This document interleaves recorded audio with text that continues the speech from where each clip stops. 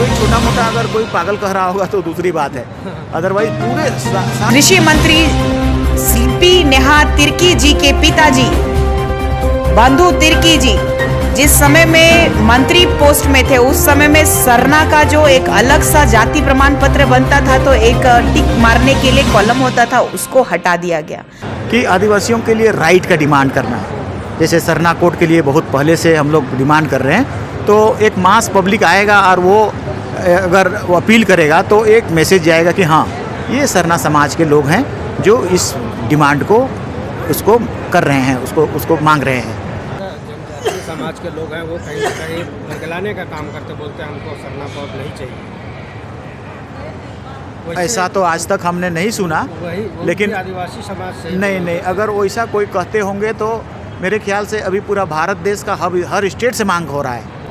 तो एक छोटा मोटा अगर कोई पागल कह रहा होगा तो दूसरी बात है, अदरवाइज पूरे सारे स्टेट, राजस्थान भी कह रहा है, महाराष्ट्र में भी कह रहे हैं आदिवासी लोग, और नॉर्थ ईस्ट में भी कह रहे हैं। मतलब टोटल भारत के सभी राज्यों में जो आदिवासी रहते हैं सब में ये डिमांड चला गया है और मांग कर रहे हैं ये सब। झारखंड के कल्याण मंत्री जनजातीय समाज को पागल कहा।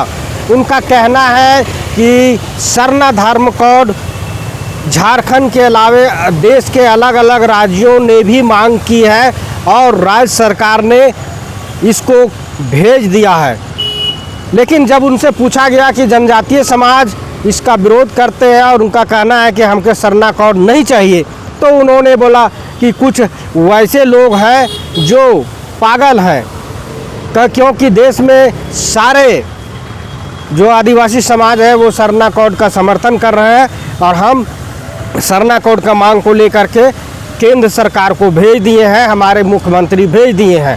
अब इसी को लेकर के हम आज बात करेंगे निशा भगत से कि उनकी क्या राय है, वो जो बोले वो आप क्या कहना चाहते हैं उस पर। हम डायरेक्ट जुड़ते हैं और बात करते हैं। आज तक के जितने भी दर्शक हैं, श्रोतागण हैं, उनको मेरी तरफ से नमस्कार, जोहार, जय धर्मेश। चूँकि बात रही कि कल्याण मंत्री की और झारखंड सरकार की वास्तुस्थिति में क्या हालात हैं, आदिवासी मुख्यमंत्री होते हुए भी आदिवासियों के विरोध में लगातार काम जो चल रहा है, ऐसे में कल्याण मंत्री हमारे गुमला के विशुनपुर के विधायक मंत्री महोदय हैं जो कि झारखंड सरकार में प्रखरता से अपने काम को करने की बात कर रहे हैं। लेकिन वास्तुस्थिति देखा जाए तो वो एक बार नहीं, दो बार नहीं, तीन बार विधायक रहे और मुझे लगता है कि विधायकी में उन्होंने आदिवासियों के परिप्रेक्ष्य में क्या किया, ये सबसे बड़ा प्रश्न चिन्ह, सबसे बड़ा चिंता का विषय है कि ऐसे ही माननीय चमरालिंडा जी जैसे और धर्मांतरित ईसाई समुदाय से आने वाली श्रीमती शिल्पी नेहा तिर्की जी जो ढकोसला ये कर रहे हैं, इनसे पूछिए जाकर के कि अगर इस राज्य में विशेषाधिकार है, स्वशासन लागू होना चाहिए, तो क्यों नहीं लागू किया जा रहा है। ये जो धर्म के नाम पे चाहे लगातार जो है कॉलम के नाम पे जो राजनीति ये लोग कर रहे हैं, तो ये राजनीति करना बंद कीजिए। अब झारखंड के तमाम, झारखंड ही नहीं पूरे देश के आदिवासी समझ रहे हैं कि आदिवासियों का सबसे बड़ा विरोधी आदिवासी नेता ही है।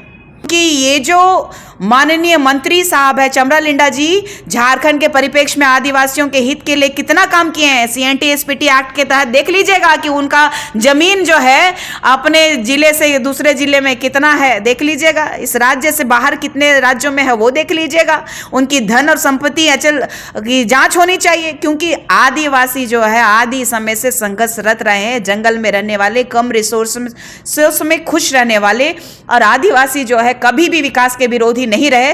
विकास के नाम पे हमारे झारखंड राज्य जो कि 5th शेड्यूल के तहत आने वाला ये राज्य में, यही मंत्री से पूछिए कि ग्राम सभा को पारित क्यों नहीं कर रहे हैं प्रखरता से, पेशा अधिनियम को लागू करवाने में क्यों फट रही है इन लोगों की। तो सब, और जिस समय में सीरम टोली का जब आंदोलन चल रहा था तो वो आते हैं, जुमला देते हैं और दिल्ली भाग जाते हैं। तो सबसे बड़ी बात है कि आदिवासियों के हितैषी कहने वाले आज झारखंड के विधायक और मंत्री चाहे मुख्यमंत्री लगातार आदिवासी विरोधी और आदिवासियों को बरगलाने और आदिवासियों को ठगने फुसलाने का काम कर रहे हैं। यही वर्तमान की सरकार है जो गठबंधन की सरकार 1961 में कांग्रेस ने आदिवासी कॉलम हटा दिया गया था।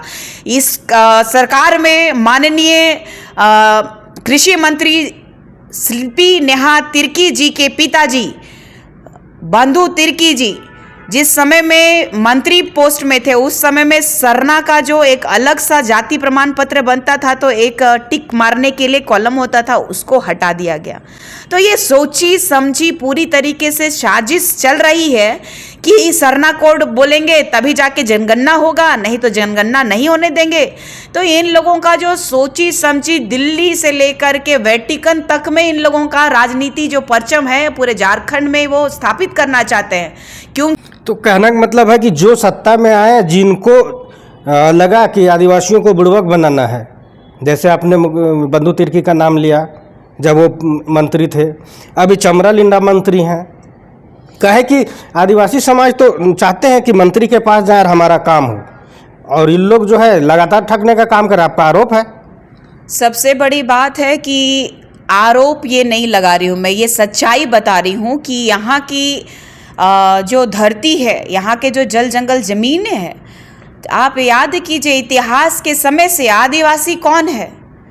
आदिवासी आदिकाल से यहाँ वास कर रहे हैं, और आदिवासी पूरे भारत का प्रथम नागरिक होने के बावजूद आज बुनियादी सुविधाओं से क्यों वंचित है? आज भी आदिवासी को अगर आप लोग हे दृष्टि से या फिर जो तुच्छ दृष्टि से नहीं देखते तो शायद हमारा भी विकास हो पाता। कभी हम विकास में विरोधी नहीं रहे, लेकिन ऐसे मंत्री, विधायक, मुख्यमंत्री जो हमारे जो देश के को आज़ादी दिलाने में हमारे आदिवासी समुदायों का बहुत बड़ा हाथ रहा है। इस झारखंड राज्य को अलग करने में आदिवासियों का हाथ बहुत रहा है। मूलवासियों का आदिवासी के साथ, उनके साथ पग से पग मिला करके लड़ाई लड़ने में उन्होंने साथ दिया है। सबसे बड़ी बात है कि हमारे पूर्वजों ने ये झारखंड की कल्पना नहीं की थी। हमारे भगवान बिरसा मुंडा जी का परिवार को देख लीजिए, आज देख लीजिए कि हमारे स्वतंत्रता सेनानी भगवान बिरसा मुंडा जी का जो मान हमारे आदिवासी या भारत के संविधान में भी गर्व से कहा जाता है कि भगवान बिरसा मुंडा और उनके परिवार किस हालत में है। और ये नेता और मंत्री और विधायक बात करेंगे कि आदिवासी हितैषी है। आज यहाँ के जल जंगल जमीनें लूटी जा रही हैं, CNTSPT की धज्जियां उड़ाई जा रही हैं, हमारा अस्तित्व छीना जा रहा है, और क्या ही बात करते हैं ये लोग। निशा भगत चाहती है कि सरना धर्म कोड लागू हो। देखिए, सरना धर्म कोड तो लागू होना चाहिए। सबसे बड़ी बात है कि आदिवासियों की अलग पहचान होनी चाहिए। मैंने लगातार कहा है कि आदिवासी कॉलम जब हमारे लिए रूढ़िवादी परंपरा को मानने वाले आदिवासी रूढ़िवादी जन्य जनजाति के लोगों को मानने वाले लोगों का एक अलग कॉलम था, और अभी संविधान में सर्वोपरि है, विद्यमान विधि है जो स्वशासन से लागू मतलब चलती है। स्वशासन हमारा विधि विधान में चलता है, तो हमारे लोग कहाँ हैं? तो ऐसा जब हमने पूछा कि जनजातीय समाज के लोग विरोध करते हैं यही चमरा लिंडा मंत्री से कि सरना कोड नहीं चाहिए, तो उन्होंने बताया 2-4 राज्यों के नाम लेते हुए और बोले कि कुछ वैसे हैं तो वो पागल हैं, और जो मांग कर रहे हैं जनजातीय समाज वो भी आदिवासी समाज से ही आते हैं, उनको ये पागल कहते हैं। देखिए, एक पूरी झारखंड में सिर्फ गुंडई राज है। इस झारखंड में अगर एक मंत्री और एक विधायक और सांसद किसी को धमका रहा है या फिर अपशब्द का प्रयोग कर रहा है तो यहाँ का सर्वे सर्वा है। ये वो लोग अपने आप को दबाव में डाल रहे हैं। यहाँ के लोगों का पागल कह देना, किसी को मार देने की बात करना, यदि हम इस तरीके का बात करते हैं तो हमें पागल खाने में भेज देंगे या तो फिर गोली मरवा देंगे फर्जी एनकाउंटर में। यही तो इस सरकार में हो रहा है। इस सरकार में तो लगातार ये देखा जा रहा है कि आदिवासियों की और मूलवासियों की आवाज़ को किस तरीके से दबाया जाए। लगातार हम लोगों के साथ शोषण हो रहा है। यहाँ के मंत्री, यहाँ के विधायक, यहाँ के जनप्रतिनिधि सब के सब सत्ता के लालच में मौन और अपने झारखंड राज्य को परिप्रेक्ष्य में बचाने की सोच नहीं रख रहे हैं। यहाँ सिर्फ अपने पॉकेट को भरने के लिए, और यहाँ के जितने भी मंत्री, जितने भी विधायक, सब की जांच होनी चाहिए, चाहे वो किसी भी पार्टी के लोग हैं। जांच हो, दूध का दूध पानी का पानी होगा कि आदिवासी राज्य में आदिवासी इतने पिछड़े और गरीब क्यों होते जा रहे हैं, और लगातार आदिवासियों का हक अधिकार का हनन करते हुए नेता, मंत्री, विधायक किस तरीके से पूंजीपति होते जा रहे हैं, ये पता चल जाएगा आपको। अच्छा, आदिवासी मंत्री, विधायक लगातार रह रहे हैं, लेकिन आदिवासियों का जनसंख्या घट रही है। वो चीज़ भी मैंने जब मंत्री से पूछा तो उन्होंने एक्सेप्ट किया कि हाँ इस पे घट, लेकिन वो जैसा जवाब दिए कहीं चिंतित नहीं है। क्या कहेंगे? देखिए, सबसे बड़ी बात है चिंता और लज्जा उनको आएगी ना जो वाकई अपना गलती को एडमिट करेंगे। ये लोग तानाशाही सरकार चला रहे हैं, ये लोग अपनी गलती एडमिट नहीं करेंगे कि उनसे गलती कहाँ हुई। ये लोग पागल घोषित करने में लगे हुए हैं, सबको मरवाने में लगे हुए हैं, लेकिन ये खुद पागल है, इनको पता नहीं चल रहा है। तो आखिर आदिवासी का विकास कैसे होगा, चिंता का विषय है। क्या है कि मुख्यमंत्री भी आदिवासी, मंत्री भी आदिवासी, और कम नहीं समझिए कि 28 जो विधायक हैं उसमें से मंत्री समेत आदिवासी हैं। उसके बावजूद भी अगर ऐसा होगा तो फिर झारखंड किस ओर जाएगा? लगातार मैं यही कहते आ रही हूँ कि पूरे झारखंड राज्य में 81 विधानसभा सीट है। इस 81 विधानसभा सीट में लगभग 28 सीट जो है आदिवासियों के लिए आरक्षित है, और उस 28 सीटों में से 10 जो है धर्मांतरित ईसाई हैं। और वो धर्मांतरित ईसाइयों के कारण जो है आज राज्य के माननीय मुख्यमंत्री आज चूं नहीं कह पा रहे हैं। आज सत्ता के लोभ में या सत्ता को कुर्सी बचाने में वो आज जो है अपने ही समुदाय के लोगों का हनन कर रहे हैं। ये सबसे बड़ा दुर्भाग्य का विषय है। हमने एक उम्मीद जताई थी वर्तमान के माननीय मुख्यमंत्री से कि आदिवासी बेटा है, आदिवासियों के परिप्रेक्ष्य में कुछ काम करेंगे, लेकिन लगातार देख रहे हैं कि उनके पिताजी मुख्यमंत्री रहे, वो मुख्यमंत्री दूसरी टर्म है, उनकी पत्नी विधायक है, उनके भाई विधायक है, उनके भाई की पत्नी विधायक है।